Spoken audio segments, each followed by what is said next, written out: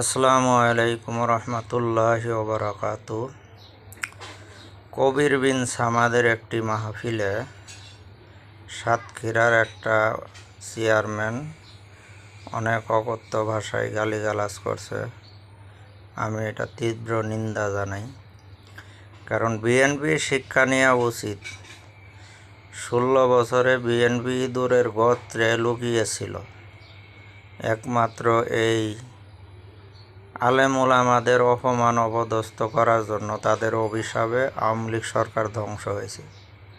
পৃথিবীর কোনো ইতিহাসে কোনো দেশে এরকম ঘটনা নাই। প্রধানমন্ত্রী সহ 300 এমপি মন্ত্রী পালিয়েছে, পুলিশের অসাধু বড় বড় কর্মকর্তা পালিয়েছে।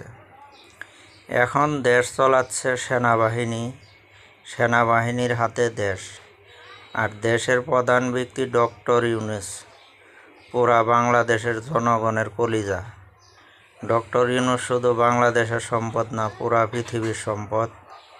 হ্যাঁ, তো এই বিএনপি নামের কিছু আমলা কামলা আছে, এদের কিছু অস্বাভাবিক আচরণের কারণে বিএনপির ভাবমূর্তি ক্ষুণ্ণ হচ্ছে, যাতে আগামী পার্লামেন্টে বিএনপি নির্বাচনে আসতে না পারে। তো একটা কথা আছে, পচা শামুকে পা কাটে।